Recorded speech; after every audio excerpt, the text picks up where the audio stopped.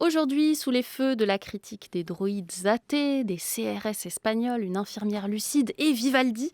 Tout à l'heure, on parle de séries avec Raised by Wolves, la série de science-fiction de Ridley Scott, et Antidisturbios, une série espagnole. Mais tout de suite, je suis en compagnie de Laurent Nunez, écrivain et éditeur, et d'Elisabeth Philippe, journaliste et critique littéraire à l'Obs. Dans quelques instants, on parlera d'Orage de Sylvain Prudhomme, un recueil de nouvelles paru chez l'Arbalète Gallimard. Mais tout de suite, Allegria de Manuel Villas, dont nous écoutons la première page, le projet, dans la voix de Victor Massé de l'Épinay. Tout ce que nous avons aimé est perdu, que nous avons aimé énormément, que nous avons aimé sans savoir qu'un jour on nous l'enlèverait. Tout ce qui, une fois perdu, n'a pas pu nous détruire, bien qu'ayant insisté en y mettant une force surnaturelle et cherché notre ruine avec cruauté et obstination, finit tôt ou tard par se changer en joie. L'âme humaine n'aurait pas dû descendre sur terre. Elle aurait dû rester dans les hauteurs, les abîmes célestes, les étoiles, l'espace profond. Elle aurait dû rester éloignée du temps. L'âme humaine aurait été meilleure sans être humaine, car l'âme vieillit au soleil, s'étiole, s'enfonce et se consume en millions de questions éparpillées à propos du passé, du présent et du futur qui forment un seul temps, propre à chacun de nous. Un temps où l'amour est un désir permanent qui ne se réalise pas, nous prévient de la beauté de la vie et puis s'en va. Il s'en va. Il nous laisse dans un silence puissant, amer et subtil. Des millions de questions qui ont été des humains avant de devenir des questions. Des millions de corps, des millions de pères, de mères, de fils et de filles. Et nous demeurons seuls et transis. L'âme humaine, c'est nous tous, cherchant de l'amour, cherchant tous à être aimés chaque jour et attendant chaque jour la venue de la joie. Qu'attendre d'autre sinon ? Comme nous aimerions tous que la vie ait un ordre et un sens, alors qu'elle n'est faite que de temps et d'adieux fugitifs, et que dans ces adieux vit l'amour immense que je ressens à présent. Tel est mon chaos, tel est mon désordre.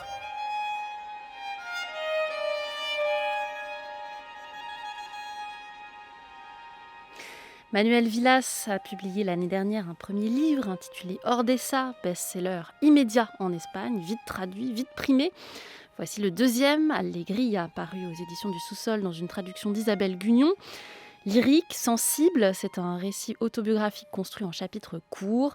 Il y est question du livre précédent, des parents et de l'enfance tant aimée, d'un fils, de dépression, de douleur et donc, comme son titre l'indique, de joie, dont les occurrences sont extrêmement nombreuses, c'est le moins qu'on puisse dire. Elisabeth Philippe, je crois que vous aviez beaucoup aimé Ordessa. C'est toujours dangereux de lire le deuxième livre d'un auteur découvert et aimé. Alors que faites-vous d'Allegria ?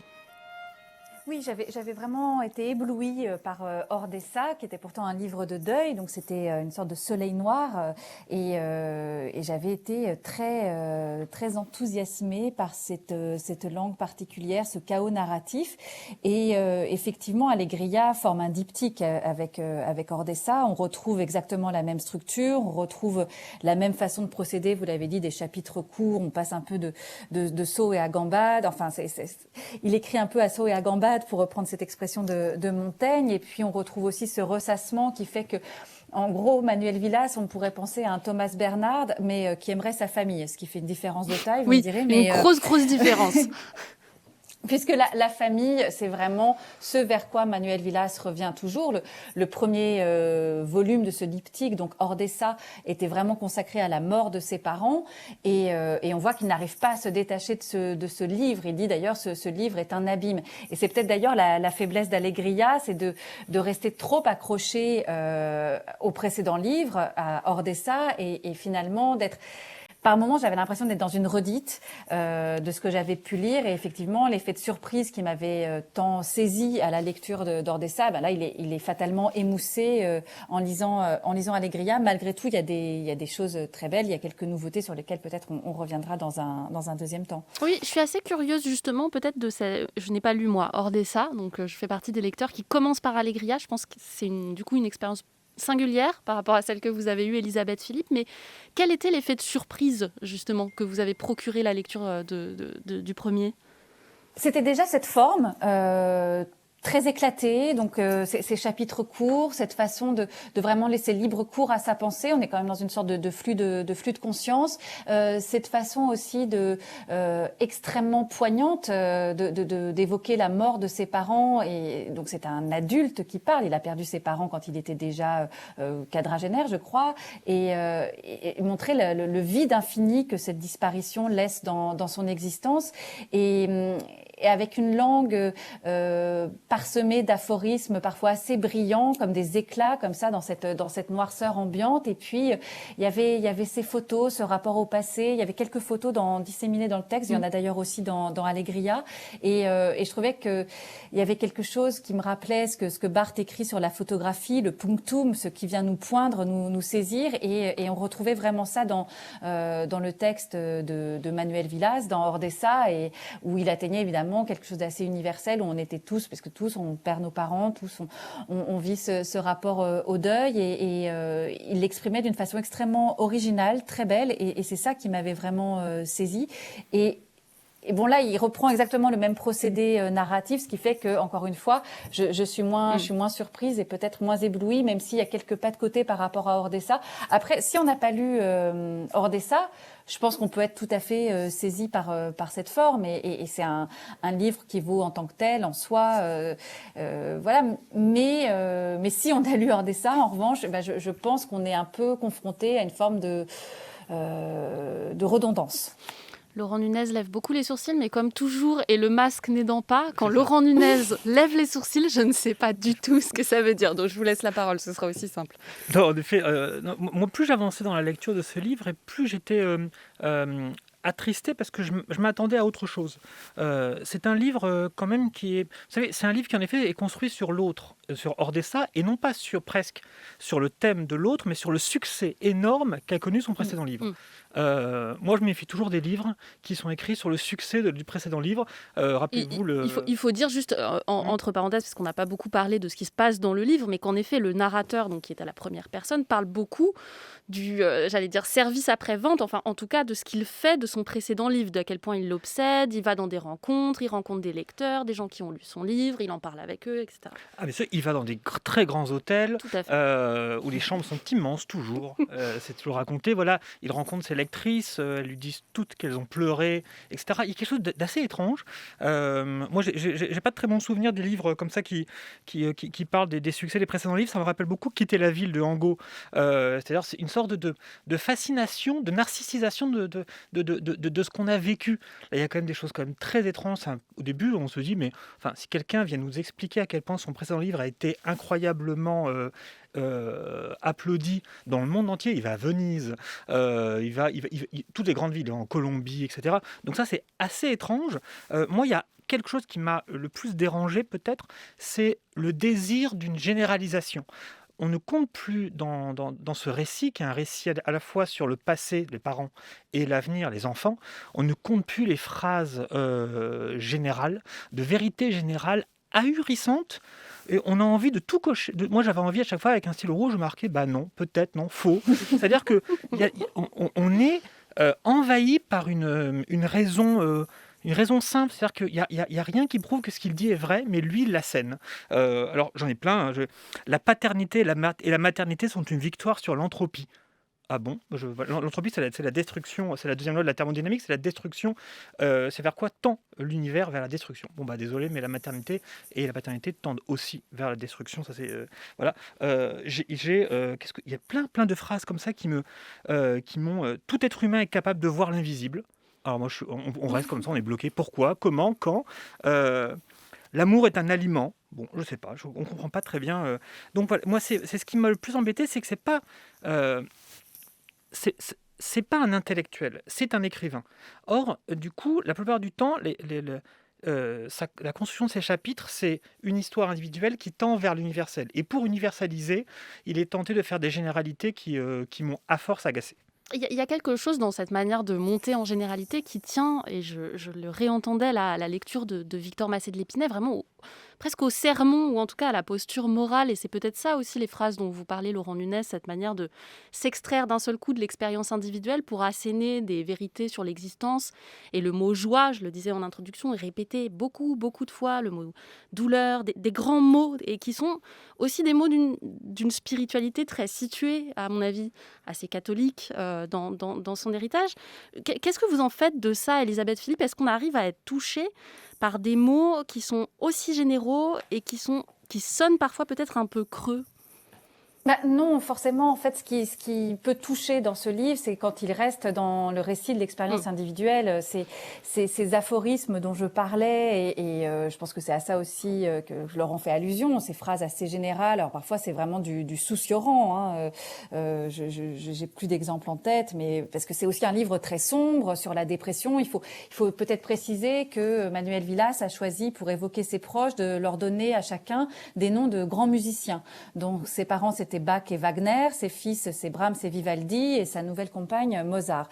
Et dans cette galerie de personnages, il y en a un qu'il baptise Arnold Schoenberg, et Schoenberg, c'est la dépression, c'est la mélancolie, qui est aussi une forme de lucidité. Et donc le livre est quand même traversé de pensées suicidaires, de considérations sur la dépression, alors ce qui en fait presque un livre stoïcien par moment aussi, de considérations sur la mort.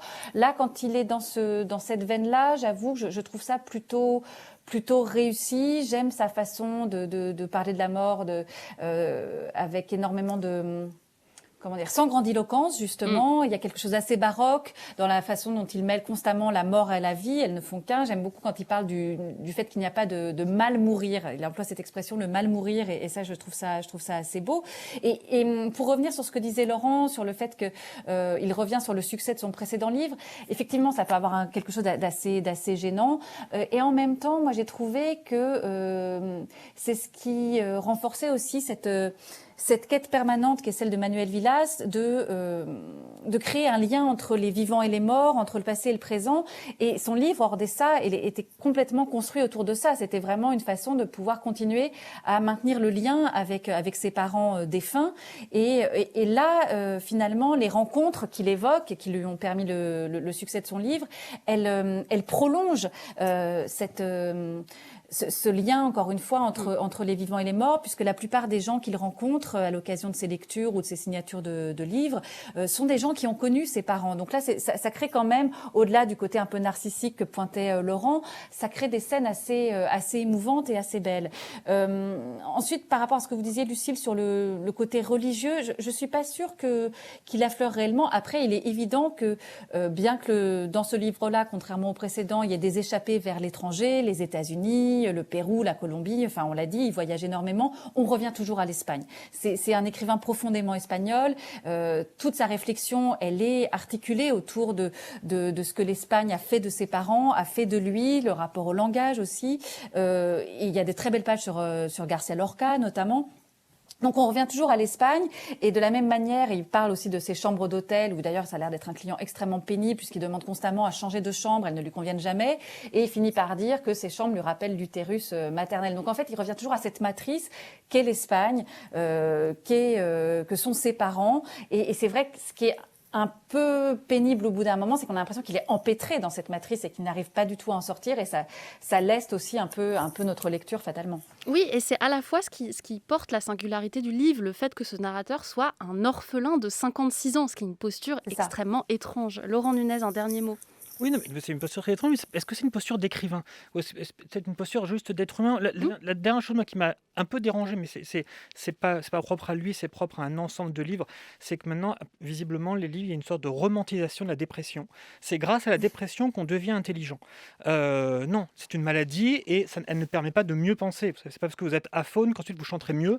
C'est parce que vous avez une dépression qu'ensuite vous allez devenir plus intelligent et lucide par rapport à la vie. Voilà, c'est la dernière chose qui me dérange dans ce livre, qui contient parfois quelques souvenirs qui sont très agréables quand même. Oui, et qui ne revendique jamais vraiment la lucidité, justement. Pour le coup, je vous rejoins, mais c'est pas un livre qui revendique une forme de lucidité. Au contraire, la naïveté y est très présente. Alegria de Manuel Villas est un livre traduit par Isabelle Gugnon de l'espagnol, donc, et il a paru aux éditions du Sous-Sol. France Culture. La critique, Lucille Como. Né à la fin des années 70, Sylvain Prudhomme a publié plusieurs romans et est l'auteur de plusieurs reportages. Les Grands ou Par les routes ont, par exemple, reçu plusieurs prix. Voilà que paraît un recueil de nouvelles intitulé Les Orages.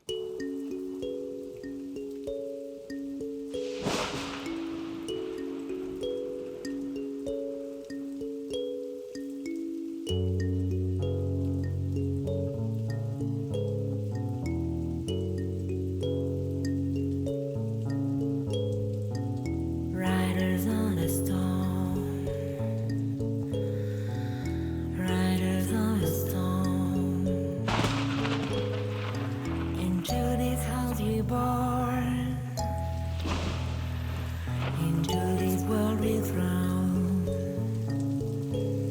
Like a dog without a bone, an actor out alone. Riders on a storm.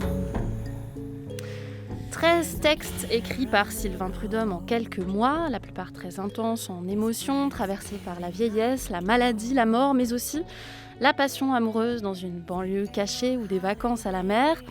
La première nouvelle, Souvenir de la lumière, donne quelque part le protocole d'écriture, un protocole purement empathique, entré à corps perdu dans l'expérience de l'autre, en l'occurrence celle d'un homme inconnu, croisé en bord de route, qui a passé dans une chambre d'hôpital plusieurs semaines d'angoisse aux côtés de son enfant malade. Laurent Nunez, une impression peut-être générale d'abord sur ce livre de 13 nouvelles de Sylvain Prudhomme. Oui, c'est 13 façons d'être différent de soi. C'est vraiment, chez Prudhomme, il y avait ça déjà dans ses romans, qui sont un peu plus longs. C'est comment ça se fait que l'autre est autre. Et qu'est-ce que je peux en tirer comme apprentissage ou comme compréhension de son altérité qui fait que je ne comprendrai jamais.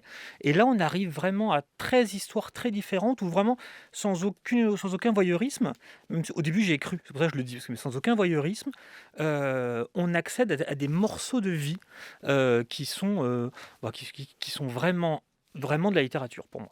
Au début, vous y avez cru parce qu'en effet, il y a quelque chose du pathos facile qui peut poindre dans cette histoire d'un homme qui rencontre un autre homme sur un bord d'autoroute et qui lui raconte un enfant de 6 mois, je crois, un nourrisson malade pendant des jours, et lui retourne dans la chambre d'hôpital pour essayer de sentir ce que c'était que d'être cet homme à ce moment-là. C'est vrai qu'on a peur du pathos, et pourtant ça n'existe pas, ce qui est un petit miracle de littérature. Oui, non, mais complètement. C'est-à-dire qu'en effet, au début, il y a un narrateur qui discute avec un homme qui lui explique qu'il a presque perdu son enfant. Et on se dit, mais pourquoi l'écoute-t-il ? On se dit, bon, l'enfant va mourir, il va nous raconter tout ça qu'on n'a pas forcément envie de lire, de redécouvrir. Et c'est pas tout ce qui se passe. On découvre en fait que Prudhomme travaille, vous savez, en philosophie, on appelle ça des apax existentiels, c'est-à-dire des moments de la vie qui n'arrivent qu'une seule fois et où on comprend qu'en fait la vie bascule. Et là, la vie bascule non pas parce que l'enfant risque de mourir, mais parce que le père, tout d'un coup, reste accroché à cet enfant, peut-être comme s'il accouchait de ce nouvel enfant. Et ces histoires vont se répéter comme ça, des moments de vie très intenses, que ce soit dans une femme qui rêve d'ouvrir un salon de coiffure et qui doit, hélas, dépenser l'argent qu'elle avait consacré pour sauver son petit frère, à un appartement au mur un peu... comment dire, qui laisse passer tous les bruits des couples amoureux à côté. On entend vraiment quelque chose, une musique qu'on entendait déjà dans les récits de Prudhomme, et qui sont vraiment des récits de vie que je trouve très intéressants. Le mur poreux aux ébats des autres, c'est exactement aussi une forme de métaphore pour parler de ces nouvelles-là. Elisabeth Philippe, votre regard sur ce livre de Sylvain Prudhomme ? Oui, alors moi j'aime beaucoup ces romans. J'avais énormément aimé le précédent, Par les routes. Là, j'étais un peu moins électrisée par ces orages. Vous évoquiez le danger du pathos, notamment dans la première nouvelle. Ça, il est certain que c'est un écueil que Sylvain Prudhomme évite toujours avec une très grande aisance, justement parce que tout est servi par une écriture très simple, très délicate, c'est très ténu et il va jamais aller dans les grands effets de style, dans les grands mouvements de manche. On reste toujours dans quelque chose de très très délicat et malgré tout, malgré cette très grande simplicité de la langue aussi, on a affaire à un style très très limpide, très pur. Et en racontant des scènes qui sont quand même assez quotidiennes, eh bien Prudhomme arrive à vraiment nous faire sentir, toucher du doigt même les gouffres existentiels auxquels on peut être confronté. Parce que vous l'avez dit, Lucille, en introduction, c'est vrai que ce sont des récits qui, derrière leur apparente simplicité, brassent quand même les très grandes questions que sont la finitude, le temps qui passe, la mort. Moi, j'étais assez sensible à celle où une famille revient d'un enterrement et donc c'est un fils, le narrateur, qui raconte qu'il est en voiture avec ses parents et ses parents évoquent leur propre enterrement à venir et ce qu'ils voudraient qu'on fasse de leur corps et l'idée surgit qu'on plante des arbres à l'endroit où on aura enterré leurs cendres. Et là, je trouvais que c'était vraiment très symbolique, emblématique de ce qui passe à travers les nouvelles de Sylvain Prudhomme, à savoir cette sensation justement du temps qui passe, de ce que le temps nous fait. Alors ça peut être des métamorphoses. Là, on est presque chez Ovide, avec ses parents qui pensent devenir des arbres. On pense à Daphné transformée en laurier. Mais sinon, ce sont des transformations beaucoup plus ténues. Il y a cette nouvelle qui évoque un appartement. Alors plus celui où on entend les voisins prendre du plaisir à côté, mais un appartement dans lequel le narrateur a vécu plus de 20 ans et il revient dans chaque lieu, il décrit quasiment chaque millimètre carré de l'appartement et cette description dessine en creux une description de lui et du temps qui a passé sur lui et des effets du temps sur lui. Donc ça, je trouve ça assez beau et j'aime la façon très sensorielle aussi dont Sylvain Prudhomme raconte ses histoires. Pour autant, moi j'ai trouvé qu'il y avait quelque chose d'assez statique dans ces nouvelles, qui avait un côté un peu arrêt sur image. Et bien sûr, une nouvelle, c'est pas forcément être surpris à la fin par un dénouement auquel on s'attendait pas. Vous lisez là, trop de littérature anglo-saxonne, Elisabeth Philippe. Non, mais justement, je veux dire, on peut pas réduire la nouvelle à ce genre de choses. Mais pour autant, j'ai trouvé qu'il y avait quelque chose d'un peu statique. Est-ce que ce n'est pas lié au fait que ces nouvelles ont été écrites dans un moment très court on peut parler du contexte, entre mai et septembre 2020, donc juste après le premier confinement, entre un premier, disons, et un deuxième confinement, et ça résonne de manière assez subtile. Absolument. Mais voilà, il est question quand même d'hôpital, de mort, de vieillesse, de la manière dont on envisage la fin de sa vie. Je pense que ça tient peut-être à ça, votre impression, Elisabeth Philippe. Laurent Nunez. Oui, moi j'ai une théorie, c'est qu'en fait, Prudhomme a écrit par rapport à pour s'opposer à son patronyme. Il a agrégé de lettres, il sait très bien ce que c'est un Prudhomme en littérature. C'est un bonhomme très fier de lui. C'est chez Verlaine, c'est chez Guitry. Donc il le sait très bien. Prudhomme. Oui, c'est Monsieur Prudhomme et c'est un homme très très fier de ce qu'il est et centré sur lui-même. Et lui, il montre ça. Pas une seule fois on se dit waouh, c'est bien écrit, c'est-à-dire c'est des effets de manche, il le fait exprès, il disparaît toujours. Il n'y a aucun point d'exclamation, il n'y a rien. Parfois ça tourne au poème. Et il est complètement ailleurs. Les dialogues sont incroyables de justesse. On a l'impression qu'il a enregistré sur un dictaphone. Et ça, c'est vraiment assez épatant, cette manière de faire, c'est-à-dire d'écrire sans être l'écrivain qui se montre du doigt. Alors évidemment, il y a le défaut du coup majeur, c'est que par exemple, toutes les fins sont assez banales. Mais on peut terminer par des coups de cymbale, c'est normal. Mais toutes les fins sont presque naturalistes, j'allais dire. On regarde du dehors, on se dit que la nuit arrive, le paysage est là. C'est une énigme, c'est vrai. Comment terminer une nouvelle qui raconte des acmés comme ça psychologiques autrement que par une description naturaliste? C'est le seul côté un peu négatif que j'ai, c'est que les fins étaient moins intéressantes que les milieux. Elisabeth Philippe. Oui, les fins moins intéressantes que les milieux, ça c'est possible. Et c'est vrai que, parce que ça s'appelle Les Orages, j'ai l'impression que finalement, ces textes sont tous habités de la même philosophie quasiment proverbiale qui serait après la pluie le beau temps, c'est-à-dire que au sein même de la noirceur se cache une brèche de lumière et ce qui donne par moment, mais vraiment, je voudrais pas accabler le livre parce que j'en pense plutôt du bien. Donc, mais par moment, on a l'impression que c'est un peu un éloge des petits plaisirs, de la vie, des plaisirs minuscules. Donc, vous êtes dur là. Ça me gêne toujours. Pardon ? Vous êtes dur. Non, mais c'est le sentiment que j'avais. Ça ne tombe pas complètement dans ce travers-là, mais on est un peu sur la crête, quoi, sur le fil. Mais je sais pas si la forme courte lui convient vraiment. Même quand il part un peu du côté de l'imaginaire, il y a une nouvelle qui s'appelle La tombe, je crois, où le personnage est persuadé d'avoir vu sur une tombe en traversant le Père-Lachaise, le cimetière du Père-Lachaise, d'avoir vu la date de sa mort. Et à partir de là, on est dans une sorte de compte à rebours. Je trouve pas ça très très réussi. Et en fait, moi, ce que j'aime vraiment chez Sylvain Prudhomme, encore une fois, c'est ce style extrêmement ténu et léger. Et j'aime quand il se déploie sur une certaine longueur dans un roman, parce que là, il prend en densité. Et c'est peut-être ce qui manque un peu dans ces nouvelles, qui restent très très belles et très sensibles. Laurent Nunez, un dernier mot. Non, Elisabeth, j'avais l'impression qu'elle tournait ça du côté de la première gorgée de bière Oui. et autres plaisirs minuscules. C'est plus proche quand même que d'autres vies que la mienne de carrière. C'est vraiment cet étonnement de l'autre. Moi, c'est pas son meilleur, il est peut-être pas, mais parce que parfois il peut être très grand. Moi, je trouve que c'est un très bon apéro en attendant le prochain grand livre de Sylvain Prudhomme. Ouais, je dirais que c'est même... Voilà, la première gorgée de bière avant le... Ah non, arrêtez avec ça. Je plaisante. Non, il vraiment. n'y a pas On en est très loin. On en est très loin. comparaison possible. Les orages, Sylvain Prudhomme, le livre apparu hier chez l'Arbalète, chez Gallimard. Merci beaucoup à vous. Elisabeth Philippe, Laurent Nunez, vous restez avec nous, puisqu'après le journal, nous parlerons de séries, avec également Olivier Joyard. Au programme Raised by Wolves, le projet de science-fiction de Ridley Scott, et Antidisturbios, la nouvelle sensation espagnole.